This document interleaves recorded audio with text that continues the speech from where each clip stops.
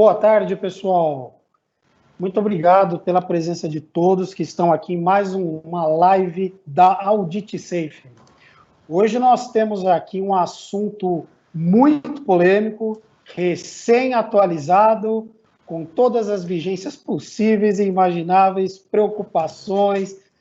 E eu trouxe aqui duas pessoas do meu contato próximo, né, que trabalharam aqui, fizemos projetos sobre a LGPD. Então, eu tenho aqui o Luiz Almeida, que ele é o CSO da Vertem, e eu tenho também aqui o André Vidal, que ele é o Head de Segurança da Informação lá do Willbank, ok? Eu queria agradecer a vocês dois também pela presença, pela disponibilidade. Sei que tem muitas dúvidas, eu acho que vocês devem estar nos acompanhando nas redes sociais também, diversas ações que a Audit Safe está promovendo com relação a esse tema, porque estamos sendo bastante acionados, né, frente aos últimos acontecimentos de agosto, e mais desse mês aí também, toda a questão da atualização da lei. E aí eu queria conversar um pouquinho, fazer uma pergunta, vocês decidam, fiquem à vontade para ver quem é que fala primeiro, fala segundo, quem é que pergunte para o outro, fiquem à vontade também para isso. Mas eu queria entender um pouquinho aí do lado de vocês, de cada uma das empresas, né, dar um pouquinho do contexto, né, de cada uma das empresas, acho importante. Quando que cada uma das empresas de vocês, tanto a Will quanto a Vertem, iniciou esse trabalho de adequação? Porque a gente está falando de GDPR desde 2018, né? E fora que tem países, inclusive aqui na América do Sul, que há muito mais anos já atuam nessa proteção de dados, né? E eu queria entender, assim, na visão de vocês, quando que iniciou esse trabalho, né? Então, quem vai ser o primeiro? Bora, Luiz. Vamos lá. Tudo bom? Primeiramente, obrigado, Fernando, pelo convite. Boa tarde para todos. Bom, falar um pouquinho da Vertem, né? Cuido da área de segurança e da prevenção à fraude, como o Fernando mencionou.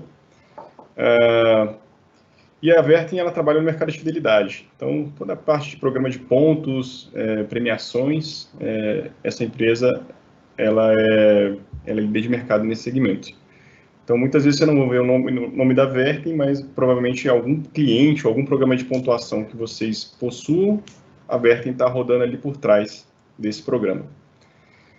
Bom, falando de leis quando a gente começou essa implementação da lei, a gente começou a falar dela há 2 anos atrás já, e isso começou a ficar mais forte no sentido de hands-on e tudo mais, na parte de lei propriamente dita, acredito que há um ano atrás também, mais ou menos 1 ano atrás, né? A gente começou a falar mais disso. A gente já vem com uma carga de ferramentas de segurança da informação, toda essa parte que a lei não fala claramente o que você precisa ter, mas essa parte já rodava antes bem, né? Então, controle de acesso, firewalls, DLP, CIEMs, né? Ferramentas como essas, elas já eram presentes já são presentes na nossa infraestrutura, né? Então, o que falta mais agora são outros detalhes que a lei pede, que ela não fala exatamente como você tem que fazer, e a gente tem que procurar ali uma saída viável para a gente conseguir implementar, né? Então, há 1 ano atrás, né, eu chamei o Fernando para fazer esse primeiro processo com a gente, dar a mão, como diz o...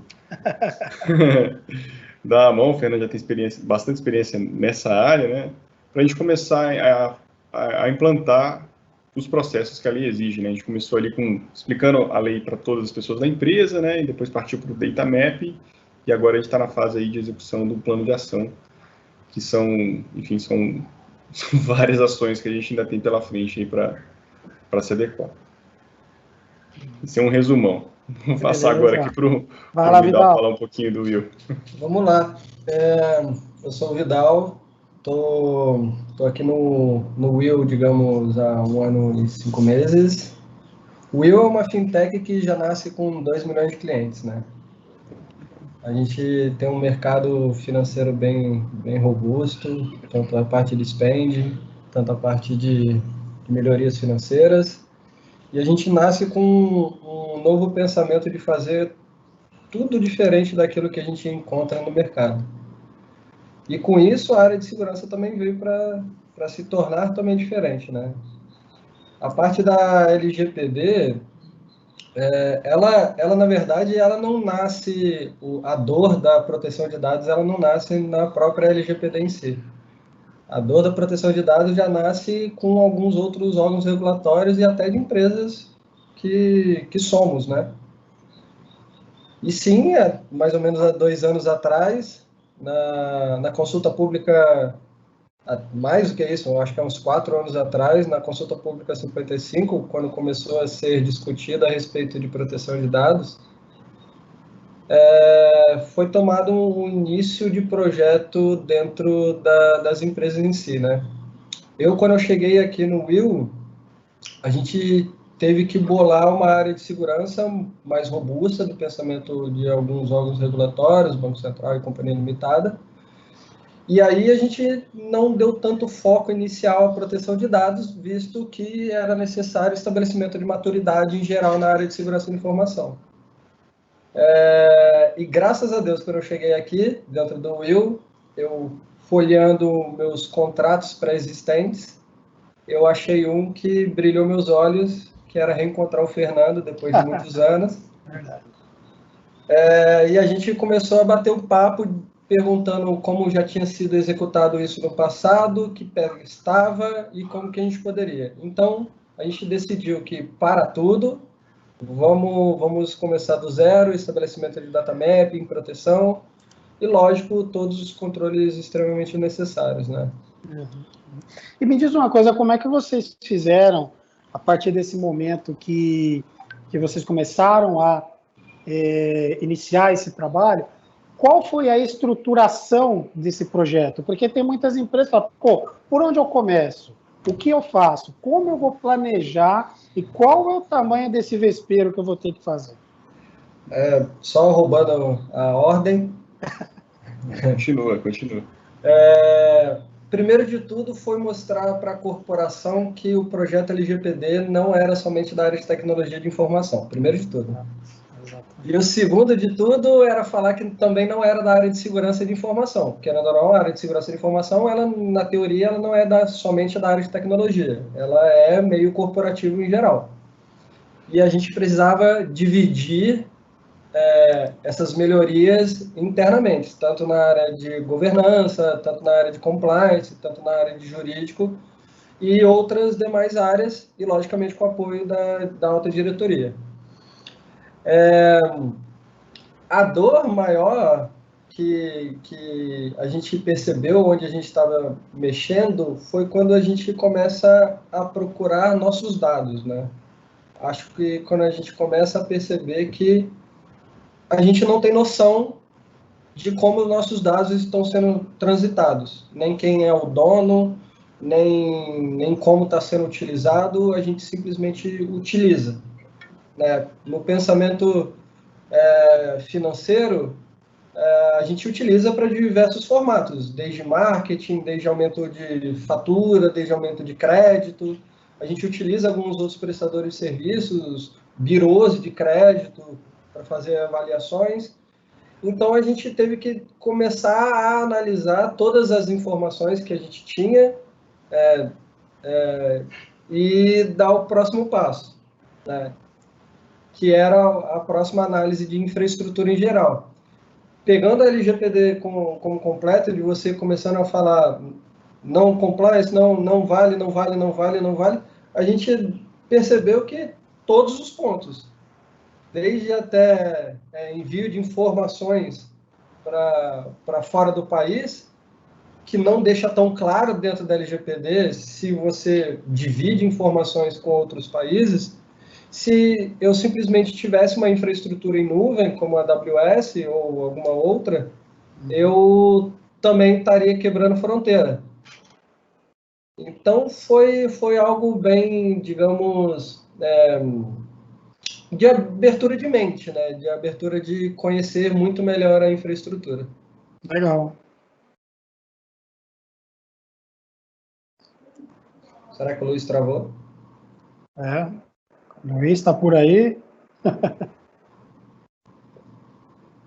Coisa de home office. Ah, evento ao vivo é assim, cara.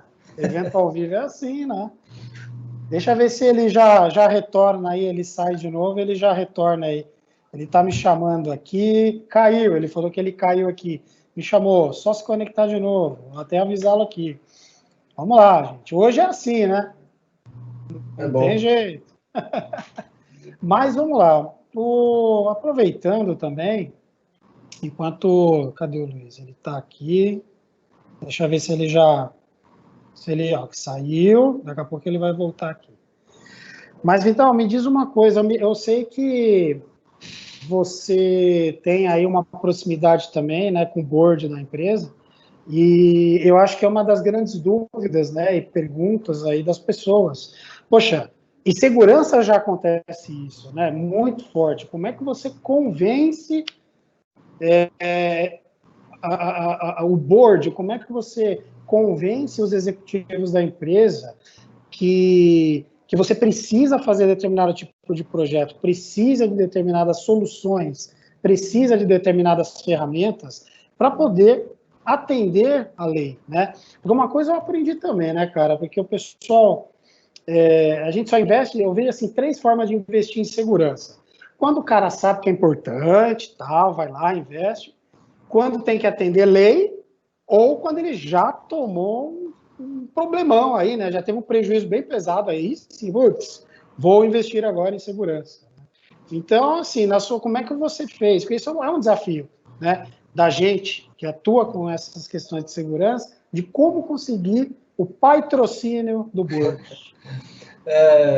Eu sempre digo que a área de segurança de informação, para estabelecer o ROC, né, o Retorno de Investimento de Segurança de Informação, a gente meio que é considerada uma cerca elétrica, né? Ah, como é que você sabe que tem segurança? Ah, pula lá e vê se tem a proteção ou não. Porque, querendo ou não, a área de segurança de informação ela é muito reativa. Ela é muito reativa. Para você estabelecer uma proatividade, ela é muito complicada. E o retorno de investimento, na verdade, ele meio que não existe, né? Ele é deixar de gastar. Deixar de gastar. E hoje, dentro da diretoria do Will, ela tem uma visão muito forte em riscos, né? Tanto riscos financeiros, operacionais e de imagem. E uma das melhores coisas é que, graças a Deus, a área de segurança de informação não senta mais na cadeirinha das crianças. A gente senta na cadeira de diretoria. E com isso a gente tem o mesmo tom de voz com que os demais. Né? Quando a gente acaba transbordando a área de segurança ou todos os projetos de segurança voltados a, lógico, risco de mercado, risco financeiro, risco operacional, fica tudo mais simples, né? E eu tive ajuda muito grande do jurídico, tive ajuda muito grande do compliance, que era estritamente necessário o estabelecimento de alguns controles básicos, como gestão de acesso, gestão de segurança de informação, classificação de segurança de informação e controle de resposta a incidente, que é o básico de segurança de informação. Então, para mim, resumo, para mim foi muito tranquilo, muito tranquilo.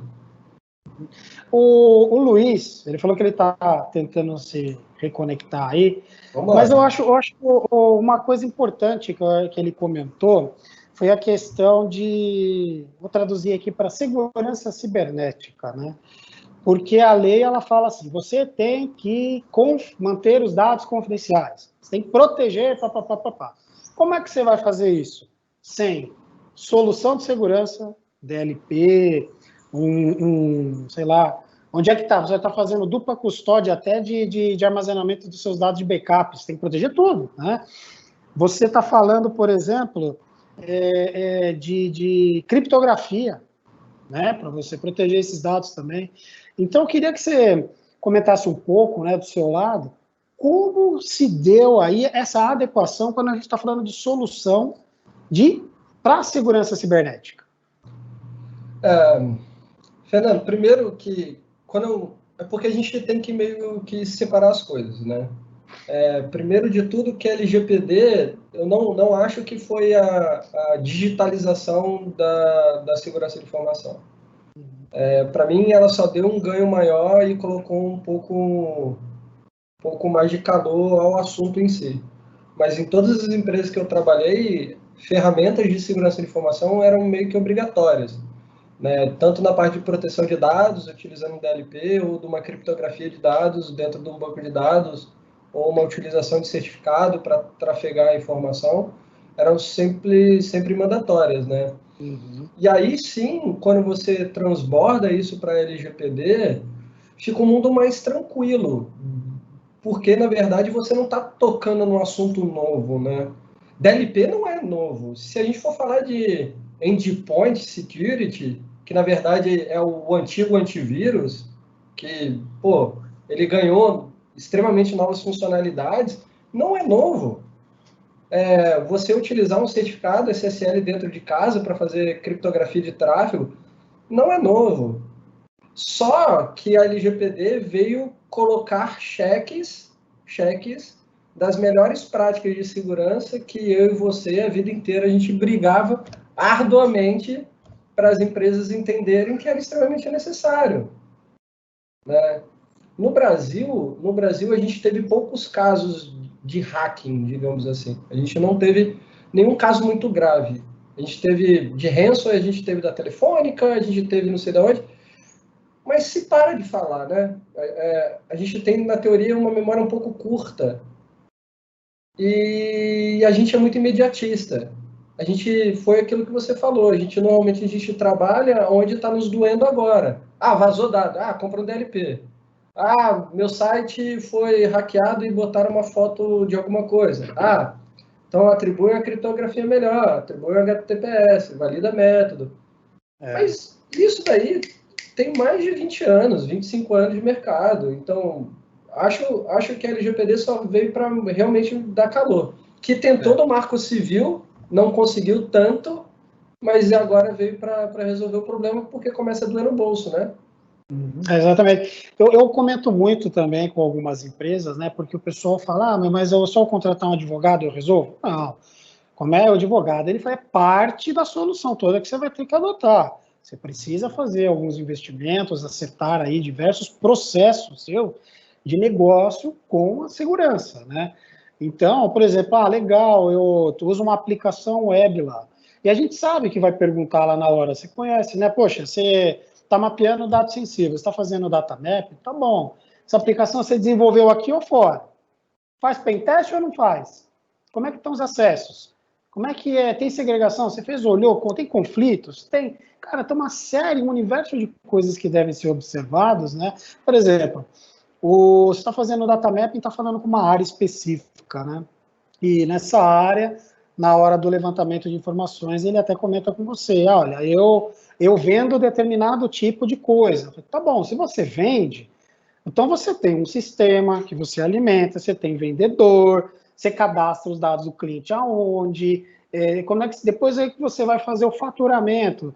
Você faz planilha, essa planilha está na rede, como é que está o acesso, como é que não está. Eu sempre dou esses exemplos para as pessoas verem que quando você começa a falar, o negócio começa a fazer um drill down, assim, se expande de uma forma que, nossa, o cara fica aí que ele cai a ficha para ver o tamanho da encrenca, né? Que se tem que preocupar, que se tem que resolver, que tem que correr atrás, né? E quando, aproveitando até o gancho que eu estou falando da questão do data mapping, né? Na questão, eu lembro quando a gente fez esse processo aí acompanhado com vocês, e também foi a fase de inventário, né? Que é a questão aí dos dados sensíveis, dados pessoais. Você destacaria dessa experiência que nós tivemos juntos, algum ponto crítico que você queira compartilhar aqui com as pessoas que estão participando, um ponto de atenção? Mas, gente, o que já doeu aqui que eu já vou falar para vocês que resolve ou que não resolve? Primeiro, lembrando que a LGPD não é apenas para bancos, instituições financeiras grandes ou consultorias ou qualquer coisa. A LGPD é para todo mundo. É da banquinha do seu Zé a Vale. Vamos colocar exatamente isso, né? E a experiência de data mapping, realmente, ela é uma experiência que você meio que abre os olhos, né, para quem você realmente é, né? A gente trabalha, a gente está numa empresa que ela tem uma grande força em marketing, a gente tem uma grande força em growth, a gente tem uma grande força em tudo, né? E a gente realmente entender que a utilização de bases de dados, a utilização de clientes, a utilização de até informações de menores de idade que eu não achava que tinha dentro de casa. É verdade. Foi bastante interessante, porque eu não tinha essa visão completa de como ele era realmente compartilhado, se a gente utilizava e-mail, se todo mundo tinha acesso ao banco de dados, estabelecia uma query.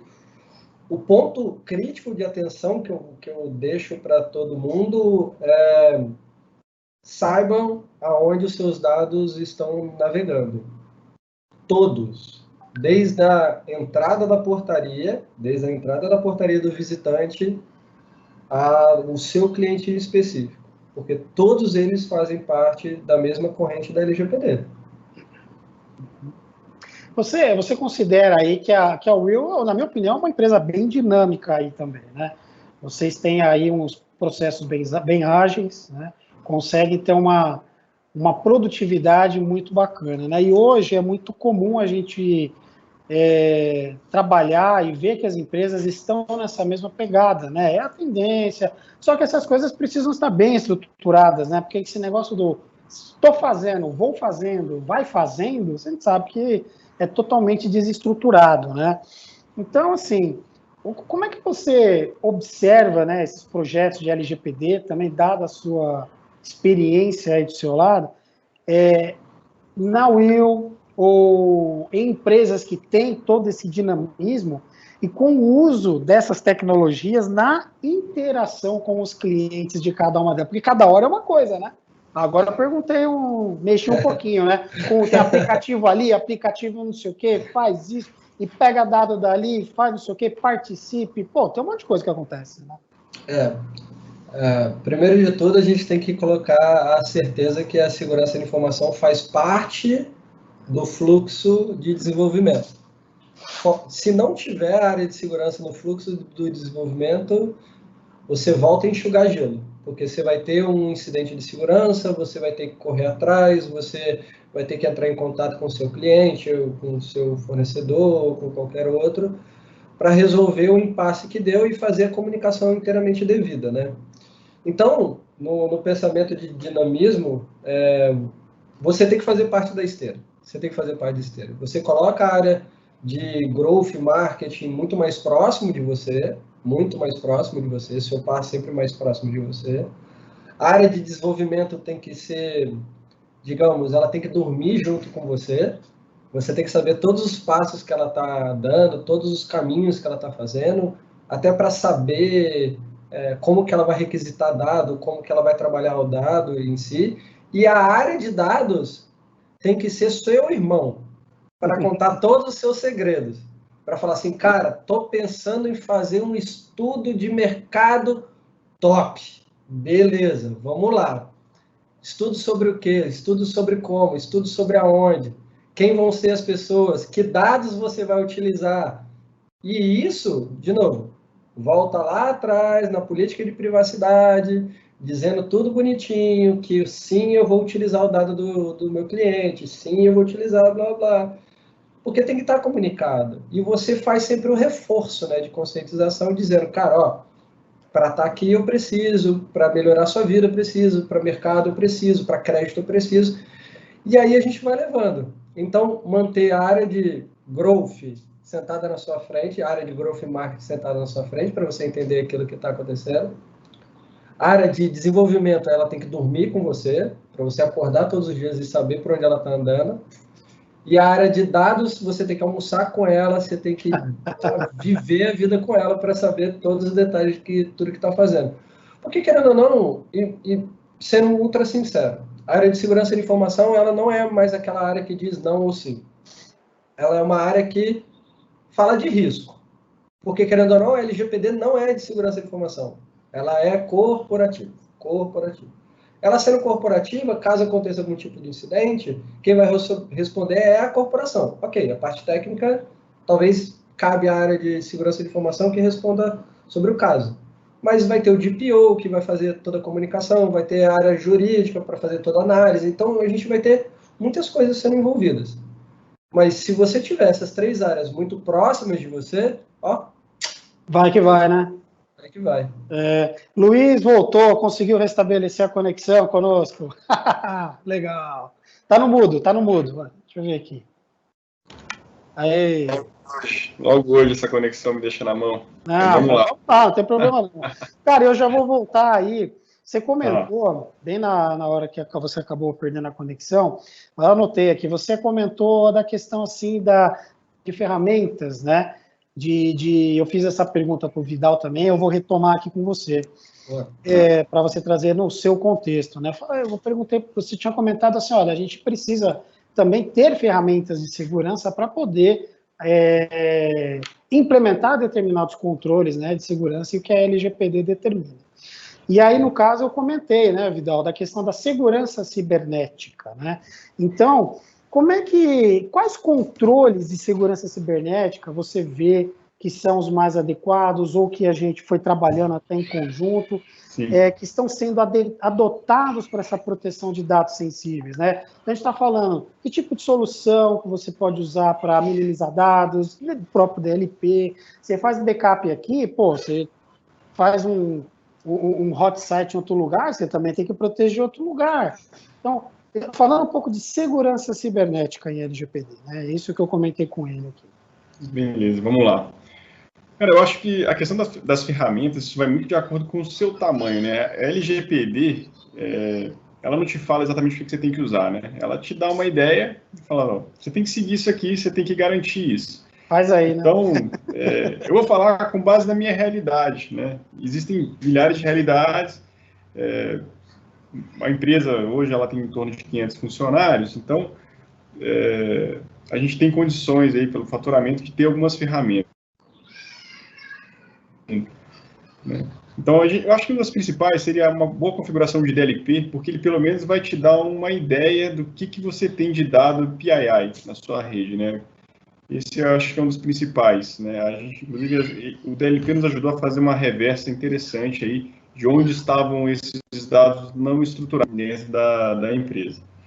Então, uma configuração fina de DLP eu acho que é um bom caminho. E não só falando de DLP e endpoint ali, né? Eu falaria um pouco mais, o DLP de e-mail, ele te ajuda a saber o que o pessoal está tentando tirar ali da sua empresa, né? Não com má fé, mas por ingenuidade, muitas vezes, né? Então, configurar essa questão de alçadas do DLP, confiança de outras empresas que você tem. Então, algumas estratégias utilizando o DLP, vou compartilhar uma lista de CPFs para uma empresa que faz a minha parte de e-mail marketing, por exemplo. Vamos supor que existe um cenário desse. Então, eu tenho que saber quem são as pessoas que podem fazer o envio para essa empresa, se isso for uma coisa que vai acontecer por e-mail, se não for uma base gigantesca, né, nunca é recomendável. Quem são as pessoas do lado dessa outra empresa que podem receber essa base? Então, esse mapeamento é muito importante dentro do DLP. Né? Estou dando um exemplo genérico aqui, mas você tem que saber meio que no nível granular quem fala com quem pode mandar o que para quem. Né? Acaba que você tem que criar essas relações de confiança entre os seus parceiros. E, obviamente, você tem que estar muito amarrado aí com contratos, com NDAs, e cláusulas que te protejam em um eventual incidente, porque o dado que vai vazar não é o dado da empresa de marketing, é o dado que da Vertem, no caso, né? Se algo acontecer. E que eu estou prestando um serviço para alguém e na prática nem é mais da Vertem, é uma cadeia, né? É lá o meu cliente lá na ponta. Então o DLP eu acho que ele é uma ferramenta muito, muito interessante aí para começar os trabalhos, né? E existem diversas naturezas de DLP. Para quem não tem DLP, esses mais conhecidos de mercado, pode usar o próprio antivírus, né? Eu estou vendo muita solução de antivírus aí, endpoint, que já está alguma coisa de DLP, né? é um super DLP, mas ele vai te falar, ó, tá tentando mandar... Faz alguma coisa, né? Faz sim. Tá tentando mandar planilha com CPF, enfim... Você consegue criar essas coisas dentro dos antivírus, né? Então... Exato. Eu estava comentando também aqui com o Vidal, né? A questão, até nós trabalhamos juntos, do inventário de dados pessoais, ou seja, o famoso processo do data map, né? Nós fizemos aí, conversamos, né, esse trabalho, e eu que até falei para o Vidal, ele compartilhou, agora é sua vez, o que você compartilharia, né, de um processo desse de data map, ou seja, gente, olha, aqui a gente já sofreu com isso, fazendo de um jeito, aí o certo é aquilo, não faz assim, ou faz assado, que o caminho já doeu aqui, já não funciona de tal jeito. Então, primeira coisa, a alta diretoria, os sócios da empresa, eles têm que estar engajados e têm que patrocinar esse projeto. Sem a ajuda deles, você não consegue ir para lugar nenhum, né? Por quê? Isso não é uma... Acho que antes da minha conexão cair, a gente estava falando exatamente desse ponto. A LGPD não é uma missão da segurança da informação, nem do jurídico, é uma missão corporativa, né? Então, todo mundo tem que estar engajado nisso daí. Os titulares dos dados. Até eles vão descobrir que eles são titulares dos dados, muitas vezes, nesse processo de data map. Então, primeiro passo, patrocínio. Se você não tiver patrocínio, se você tiver uma área que está pouco engajada, você precisa conseguir o patrocínio dessa área.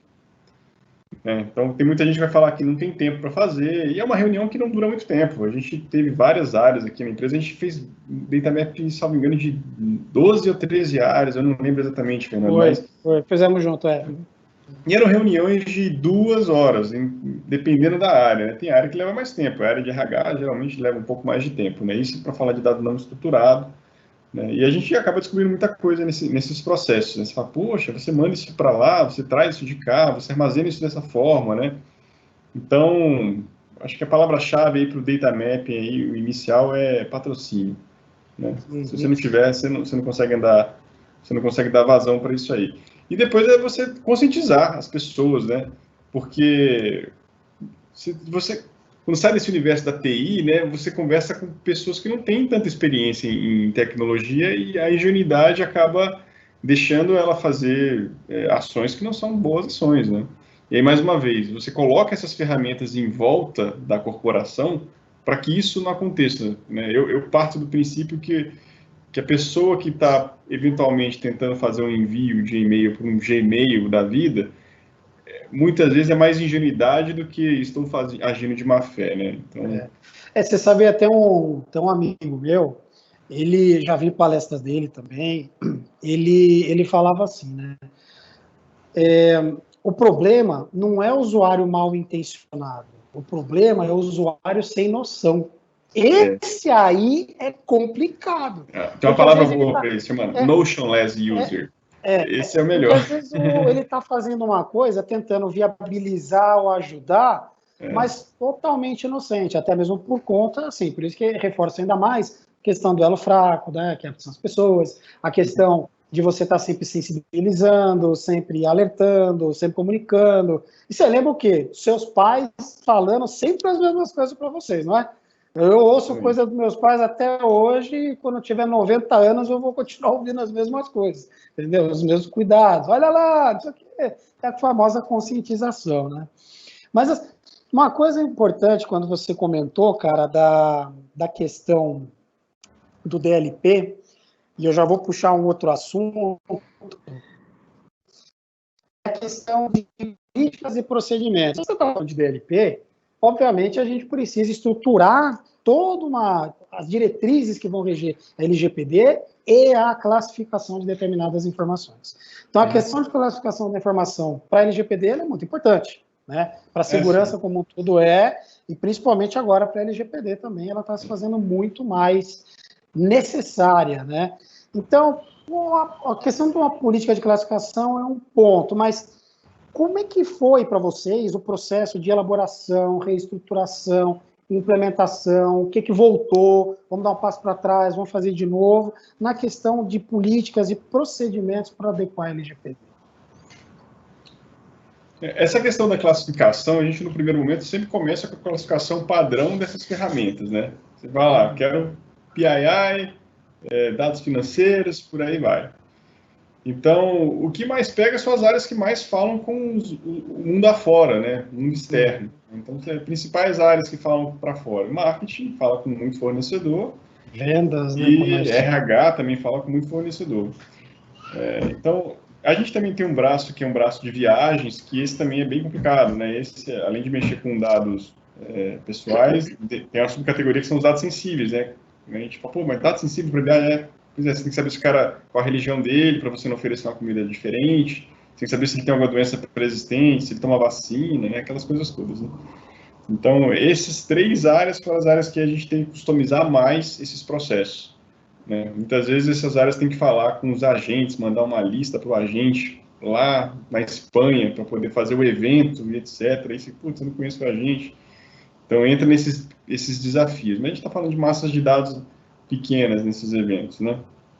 Agora, marketing pega um pouco mais, que às vezes eles têm as ideias de falar, não, vamos tentar terceirizar um estudo de base para tentar fazer tal coisa, para atingir um público-alvo X, PTO. Beleza, mas o que você precisa? Eu preciso mandar todos os CPFs, todas as senhas, não, as senhas não, né? Tem que mandar todos os endereços de todo mundo para poder fazer esse data map. Fala, legal. E, formas técnicas que a gente está conseguindo lidar com esse tipo de pedido, né?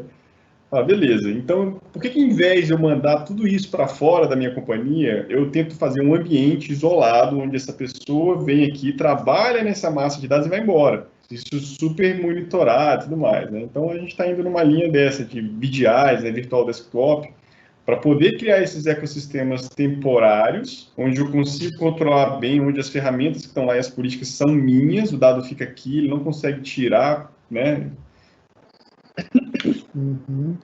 Ele tem que, na verdade, ele não consegue, né? Ele tem que se esforçar muito para conseguir tirar, né? Porque na prática a gente está mitigando essas coisas.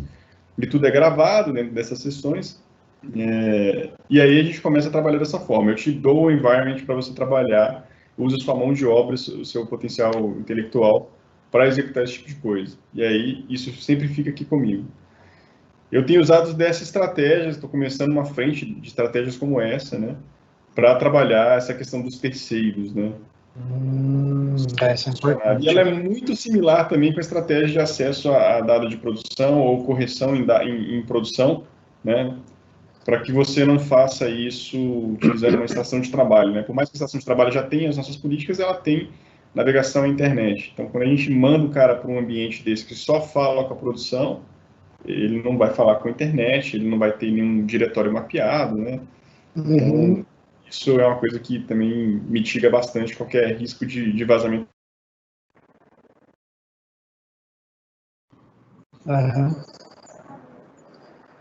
Beleza.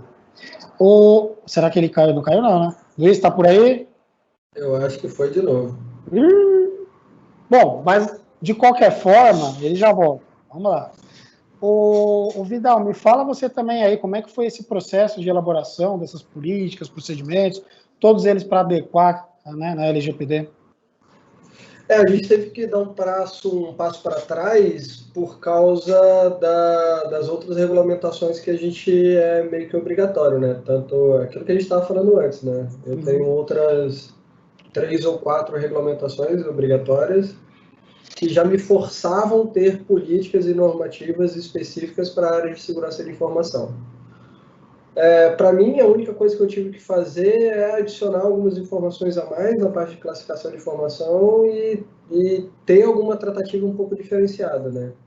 Quando a gente falava a respeito, e esse que é o algo mais interessante da LGPD, é que a gente não tratava como sexo, religião ou outras informações como informação sensível. A gente sempre tratou informações sensíveis que poderiam causar algum risco para o negócio, né?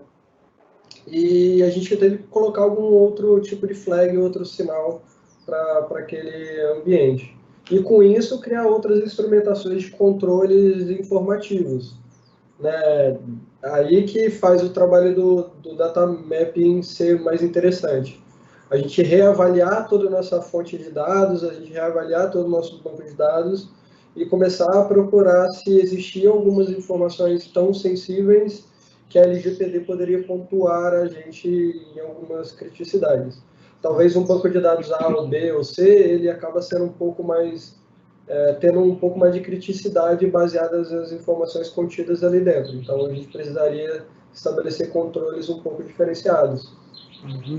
Interessante. Agora, o Luiz estava comentando aí também, né, a questão do... Vou até já mudar um pouco do nome, né, mas falamos aí... E os fornecedores, né, foi comentado isso daí. Eu já vou dar o meu lado. Eu sou seu fornecedor. Sou fornecedor do Luiz, né, da Vertem. Então, e eu também contrato, eu tenho os meus fornecedores, né, aqui da Audit Safe. Então, a gente tem nosso processo também aqui. A minha sócia é a DPO aqui da empresa, que é a diretora de operações, ela é a DPO aqui da empresa, tá? E a gente faz uma avaliação de riscos também de segurança dos nossos fornecedores. Da mesma forma como bancos que a gente atende, os nossos clientes têm esses processos já maduros, eles questionam também qual é o nível de segurança que você tem. E uma coisa que a gente tem trabalhado, né, muito, é a questão de fazer esse trabalho que nós fizemos em conjunto com você, aí, com o Luiz, do gap, do assessment, data map, gerar um plano de ação e partir para algum escopo de certificação numa norma ISO 27001, 27701. Aqui na Audit Safe, por exemplo, falando também, comentando aqui com todos os participantes, a gente tem o sistema de gestão certificado desde 2014, 13 ou 14. Então, tem uns 7 anos que a gente já possui a certificação, né? E cada vez mais vai amadurecendo. Porque você não amadureceu, o auditor também não renova. Ele quer ver o negócio melhora, não, tem que ter melhoria contínua, tem que implementar, tem que fazer, Ou seja, e todo o escopo nosso aqui também é a nossa prestação de serviço, é aquilo que a gente trabalha, né? Então, quando... é legal que eu estou aproveitando a oportunidade também para dizer como a gente trabalha, tá, legal? Mas eu acho importante, porque, assim, a partir do momento que eu falei com você, falei com o Luiz, os canais de comunicação, entra aqui pela minha estação, onde a gente armazena, isso tudo está dentro do meu escopo de uma norma de segurança da informação, né?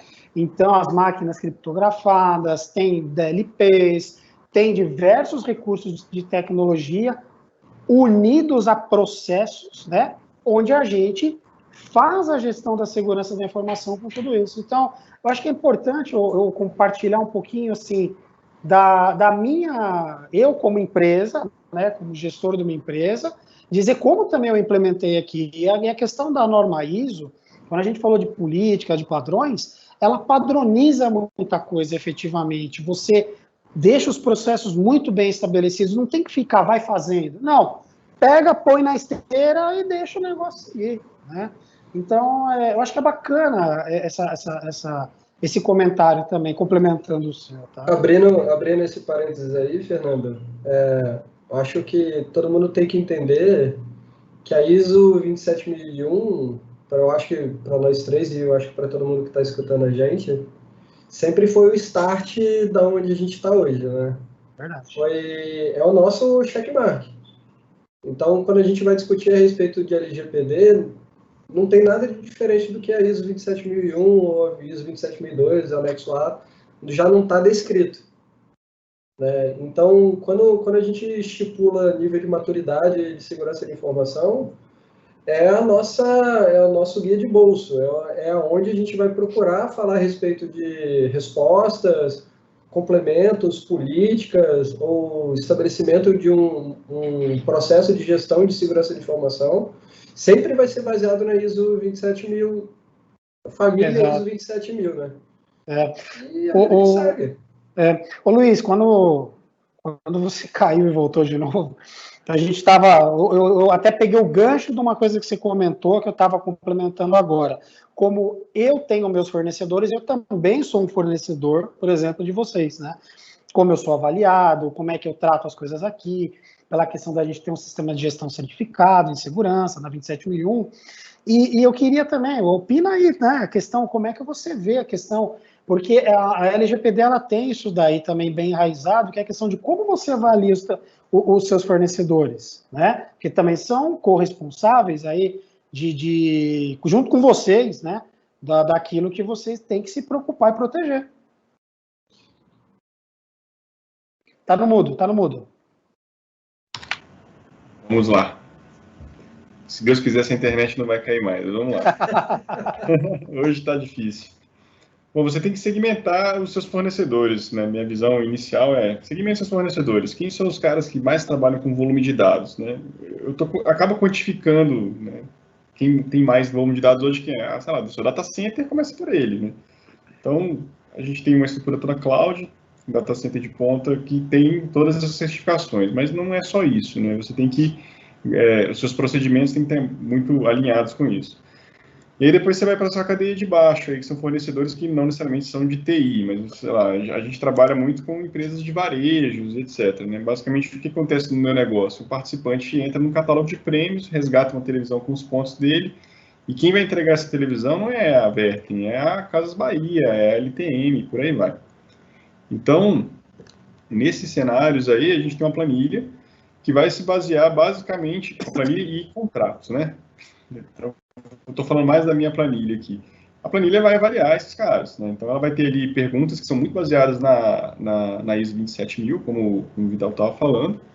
Vai saber ali algum grau de maturidade. Aí a gente vai elencar o risco. Vai falar, poxa, fulano de tal está com risco mais alto, está com risco mais baixo, etc.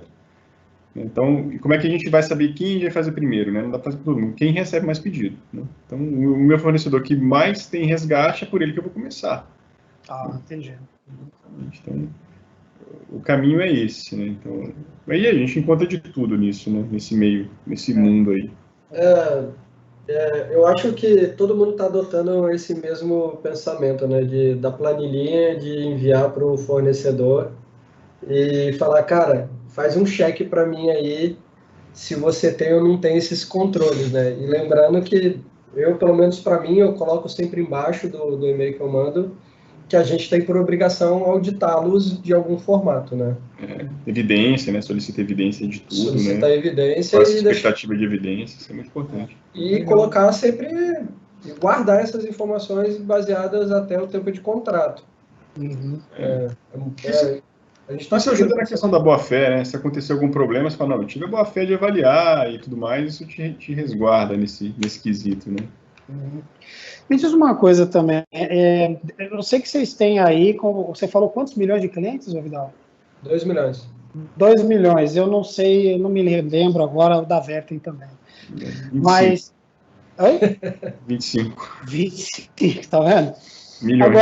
Agora, me dá uma ideia, por exemplo, de como vocês ou se prepararam ou continuam se preparando, né? A gente sabe que segurança também é um processo contínuo e também não vai ser muito diferente aí da questão de LGPD, né? Para atender aos direitos dos titulares, né, dos dados pessoais. Né? Bom, apesar de ter esse número grande de participantes, né, como eu comentei, a gente tem isso segregado em vários outros clientes. Somos uma empresa white label, né? Então, provavelmente vocês não vão ver o nome da Vertem, o cliente final, né? A gente é uma empresa B2B2C. Né? Então, isso é uma realidade de cada um. Né? Então, vão existir clientes que vão trabalhar com essa questão de portal de privacidade, onde ele consegue fazer tudo automatizado. Né? Esse é um produto que vai ser... É um produto completamente customizado para o cliente, né? Ele vai ter que contratar isso. E outros vão ser um canal de comunicação simples via e-mail, onde o cliente faz a solicitação pelo canal, falando, eu quero saber quais são os dados que estão aí, ou para onde vocês enviaram os meus dados, por aí vai. Ou solicita a exclusão dos meus dados. Né? E trata-se por e-mail mesmo, né? Não tem muito o que fazer. Uma questão que pega nessa parte do canal, na minha visão, né? Vou até fazer um comentário aqui que é polêmico. O cliente pede para que exclua-se os dados dele. Para você fazer isso, você tem que ter certeza que quem está do outro lado é o cliente. Então, até para isso, você vai precisar de dados dele, né? Você vai precisar de uma cópia de um RG ou de uma selfie dele, alguma coisa dessa natureza. Então, falando de evolução, essa questão de identificação de quem está fazendo esse tipo de solicitação, ela tem que ser muito séria. Porque senão qualquer um pode ir lá e apagar uma conta bancária, pode apagar uma conta de pontos, né? Então, você tem que ter muita certeza de quem é o seu solicitante para você fazer isso. Inclusive, nesse texto, né, que a gente está pensando aqui, você tem que explicar Hoje não é o dia do Luiz. Será que caiu de novo, meu? Hoje não é o dia do Luiz. Tava querendo ouvir a... Peraí. Eu acho que ele caiu de novo. Acho que a internet dele ali hoje... Tá, vai e volta. Não tem problema não. Dá tempo ainda dele se conectar aí.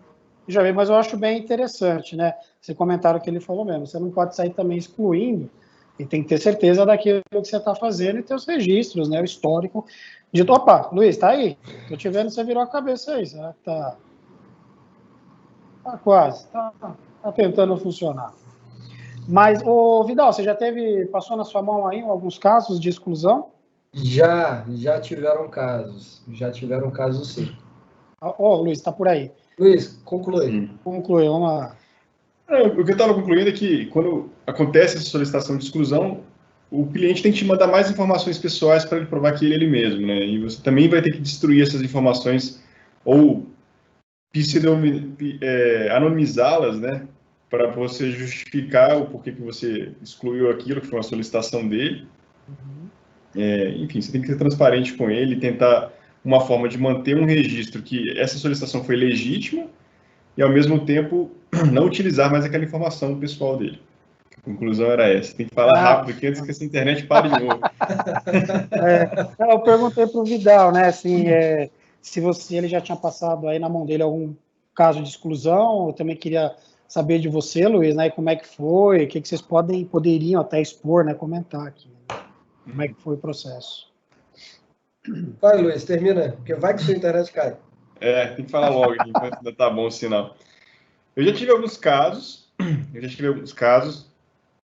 foram poucos, e o meu processo foi justamente nessa linha de solicitar mais informações para ele, e como foram poucos, eu tive a oportunidade, inclusive, de entrar em contato com eles para poder fazer essa devida exclusão, entender o motivo, etc., né? Então, ainda está muito manual esse processo. O projeto futuro é tentar automatizar essa forma, para que o próprio cliente consiga fazer isso, mas isso está muito ligado àquela questão do portal da privacidade que eu comentei aqui no começo, né? Então, isso aí vai para alguns clientes que têm mais necessidade desse requisito de forma automatizada, né? Que isso possa acontecer mais vezes dentro da plataforma dele. Tá bom. Vidal, você quer complementar, por favor? Não, lógico. É muito importante a gente ter a certeza, número um, se o cliente é um cliente, e entender por que ele está querendo fazer a exclusão dos dados, né? No pensamento do âmbito financeiro, até entender se a pessoa está meio magoada, né, com a nossa instituição financeira. Eu escutei até de um colega meu que trabalha em uma outra fintech, que o pessoal já estava solicitando a exclusão dos dados porque eles não estavam conseguindo crédito dentro da instituição financeira deles. Tipo, magoadíssimo. E no mesmo formato, pessoas com débito dentro da empresa também pedindo exclusão de dados. E reclamando no Reclame Aqui. Dizendo, estão me cobrando ainda. Tá devendo lá? E o pessoal ainda acredita que a LGPD, quando fala assim, quero excluir meus dados, todos os dados vão ser excluídos. Cara, calma. A gente tem que manter algum tipo de histórico. De novo, em todas as empresas, a gente tem que manter o histórico de controladoria. Então, independente se é B2C, B2B ou qualquer coisa do gênero, a gente tem que manter algum tipo de histórico porque a gente tem que fazer apresentação para imposto de renda, a gente tem que fazer apresentação para o Banco Central, a gente tem que fazer comunicações com outras instituições. Nesse caso é que a participação do jurídico é importante, porque ele vai amarrar, por que eu também não tirei? Porque eu tenho dependências de RH que eu tenho que manter por X mil anos, eu tenho que manter tais coisas, ou seja, você acaba amarrando. Isso é importante, a participação do jurídico. Perfeito. E entender sempre o caso a caso. Primeiro de tudo, você tem que ser extremamente transparente com o cliente. Não acho que somente na política de privacidade informar aonde os dados do cliente estão sendo armazenados, tratados, processado, discutindo a respeito de controladores ou operadores em si, mas deixar para ele uma possibilidade dele verificar onde é que ele realmente está, ou quem são os participantes da sua própria ciclo de instituições. E aí entender para ele por que ele não quer. Querendo ou não, aí voltando para o âmbito financeiro, quanto mais contato você tem com a instituição financeira, melhor informação eu tenho de crédito. Com certeza. Então, se eu não conhecer a pessoa, provavelmente meu motor de crédito não vai funcionar. Concordo com você, tá certo. Exatamente. Pode falar, Luiz, desculpa. Não, e para esse tipo de coisa, na própria lei, especificamente para o mercado financeiro, aqui no Brasil, ela tem uma exceção que nos favorece nesse ponto, né? Para essa questão de proteção de crédito, prevenção à fraude, né? Toda essa questão aí, a gente não precisa nem pedir para que seja dado consentimento para poder usar essa informação com esse propósito específico, né? Nem essa questão da deleção, né? Porque senão é muito cômodo, né? O fraudador pode reiniciar o seu cadastro várias vezes, ou uma dívida poderia ser excluída, né? Isso não tem nem cabimento numa coisa dessa, né? Não faz sentido. Então, me diz estamos aí quase chegando no nosso final aqui. Eu tenho mais duas considerações que eu fui anotando, que a gente acabou não comentando aqui, né? A primeira delas é a questão de como vocês estão aí atuando, ou planejando atuar também, na questão da relação do controlador e do operador para fazer essa proteção de dados. Eu achei que essa pergunta não ia dar tempo, porque essa daí é polêmica. Essa daí é extremamente polêmica. De novo, eu sempre vou bater na mesma tecla da área de segurança de informação, que ela não nasceu por causa da LGPD. Então, primeiro de tudo, dormir muito próximo da área de desenvolvimento de dados e companhia limitada, para você poder saber as informações necessárias, saber se a pessoa precisa de ter acesso a determinados bancos de dados, sistemas e afins. E volta à classe mais básica possível de gestão de acesso. Volto a dizer que a área de segurança de informação, o menos é o melhor. Parcimônia do jeito que a vida é. Exatamente, concordo com a sua visão. Esses são pilares fundamentais aí para você não ter nenhum tipo de problema aí de vazamento, né? Intencionais ou não intencionais, digamos assim, né? É verdade. Muitas vezes a pessoa desenvolve a aplicação, essa parte de gerenciar áreas de desenvolvimento internas, elas são as mais complexas. Porque quando você vai ver, você está passando o CPF por uma URL, você está vendo um relatório que tem um monte de coisa dentro de um portal administrativo que não precisa ter. No fim, a pessoa só quer saber a quantidade de clientes. Você não precisa mostrar todos os CPFs dos clientes, né? Ou a gente mudar essa questão, trabalhar com os IDs, né? Isso é um trabalho muito forte que a gente está fazendo também, que é a pessoa se desapegar do dado, né? Isso é difícil. O cara quer ver o dado da pessoa, ele quer ver qual que é o estado, para onde foi a compra, etc. E a gente está conseguindo, aos poucos, mudar esse mindset, né? Até para modelos de machine learning, todas essas coisas que o pessoal de growing sales gosta de fazer, você não precisa daquilo tudo, você só precisa de uma referência numérica de quem é a pessoa, você só precisa de uma referência pseudonimizada, né, do que é aquele dado, você não precisa chegar no granular, né? Então... Nossa, eu me lembro, vocês devem ter visto isso também, circulando aí, já tem tempo até, eu recebi de uns compartilhamentos pelo Facebook, a fraude, o cara falando assim, tenha seu cartão de crédito personalizado, com Mickey, Homem de Ferro, seja lá o que for, basta me mandar o número do cartão, CVV, data de vencimento, ou seja, você deu todos os casos para o fraudador. E pergunta, você acha que caiu alguém? Um monte, eu vi isso, um monte de gente, mas para você ver como as coisas tramitam por aí, né, abertamente, a falta de conscientização realmente tem um impacto, né? Agora, para arrematar aqui, a gente cumpriu o horário, eu sei que é muito ainda cedo, mas na prática, como é que o DPO vai fazer para cuidar do dia a dia dele, da LGPD? Como é que vocês enxergam? Só pergunta capciosa, hein, Fernando? Pergunta difícil, hein? Pergunta difícil. Vou deixar as mais fáceis para o fim. Eu acho que, primeiro, eu acho que o DPO não poderia ser somente uma pessoa, porque são assuntos completamente diferentes, né? O DPO também não pode ser um cargo, não pode ser a pessoa ela é Chief DPO. Não existe isso.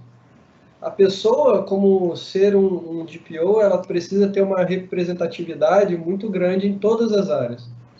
Qual é a diferença seria de um DPO para um auditor? Eu escutei isso de uma amiga minha, né, que o DPO é um auditor da LGPD. Faz sentido, faz sentido. Mas o DPO poderia estar dentro da área de compliance? O DPO poderia estar dentro do jurídico, somente do jurídico? Ou a gente poderia estabelecer que o DPO é um grupo de áreas que tramitam entre respostas a incidentes ou validações de informações? Então, o que normalmente a gente pode fazer, já que precisa de uma pessoa, né, a gente deixa o bode expiatório. Eu falando isso, se ele estiver vendo a live, ele vai brigar comigo. É um grande amigo meu. E a gente tem uma cúpula de pessoas abaixo dele para fazer todo o apoio necessário para a resposta do DPO. Então, a gente tem jurídico, a gente tem compliance, a gente tem área de segurança de informação, a gente tem área de desenvolvimento, que faz todo o approach para que ele possa ter uma vida um pouco mais simples dentro da vida de LGPD. Isso aí. Legal. Uma visão bem parecida, né? A gente forma um comitê e coloca o líder do comitê, né? Então...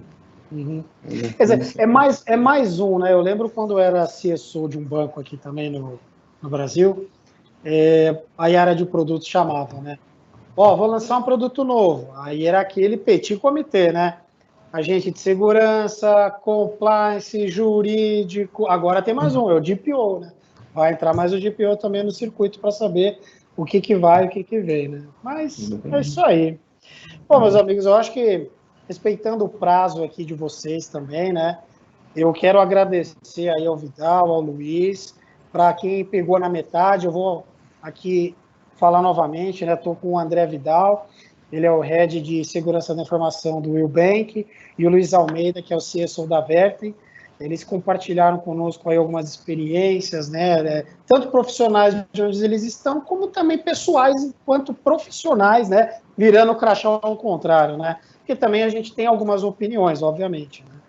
E eu quero agradecer muito o tempo de vocês, pessoal, e olha, fico à disposição. Em breve a gente divulga também esse vídeo, se vocês quiserem compartilhar aí com quem vocês acharem necessários, fiquem à vontade. Dúvidas, se quiser direcionar para mim, Fernando, pode mandar, eu encaminho para o Luiz, eu encaminho também aqui para o Vidal, tá? E a gente fica à disposição. Meus amigos, obrigado aí também por vocês dois novamente estarem aí disponíveis, porque eu sei que home office está todo mundo até o teto, coisa para fazer, mas pelo tempinho que vocês disponibilizaram, tá bom? Pô, imagina, Fernando. Eu que agradeço pelo convite. Foi bacana fazer esse bate-papo, conhecer aqui o Vital e poder trocar essas experiências aí com vocês. Legal. Eu que agradeço também, Fernando, esse bate-papo. Sempre é muito bom conversar com vocês, é bem bacana. E sempre que precisar, pode contar comigo. Pode deixar. Vocês já estão na lista de uns próximos que eu estou pensando aqui já. Vamos nessa. Valeu, pessoal. Valeu. Boa tarde para vocês. Boa tarde a todos que participaram aqui conosco. Até logo. Obrigado. Tchau, tchau. Boa tarde, tchau.